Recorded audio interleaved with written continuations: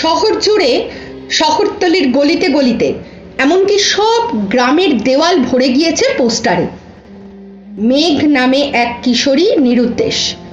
গত কয়েকদিন থেকে খোঁজ পাওয়া যাচ্ছে না। পরনে ছিল আকাশী নীল ফ্রক, চঞ্চলা স্বভাবের সে।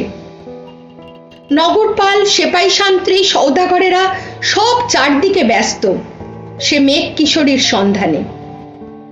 সকাল গড়িয়ে দুপুর হলো, দুপুর হলো বিকেল, সন্ধে নামলো মরা বিলের ওপারে। এখনো কোনো খোঁজ পাওয়া যায়নি সে মেঘ কিশোরীর। এমন সময় গুপ্তচর ছুটে আসলো হন্তদন্ত হয়ে। ফুসফুসে এক বুক কালো হাওয়া শুষে নিয়ে বলল নগরপালকে, দেখে এলাম সে মেঘ কিশোরীকে ঘন বনের মাঝে। পণবন্দি করে রেখেছে তাকে আদি অরণ্য মানব, পশু পাখি আর রঙিন ডানা প্রজাপতির দল। ছুটে গেল নগরপাল, সেপাই, শান্ত্রী, সওদাগরেরা। এত স্পর্ধা!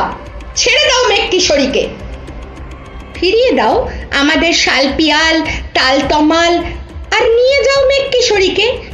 সমস্বরে বলে উঠল সব বন ময়না, গন্ধ গোকুল, ঘাস ফড়িংয়েরা। কোথা থেকে ফিরিয়ে দেবে তারা সে অরণ্য?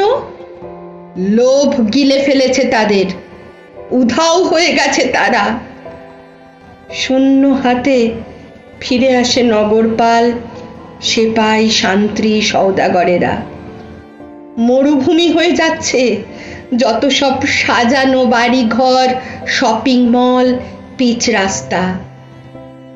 পণবন্দি হয়ে আছে এখনো মেঘ কিশোরী।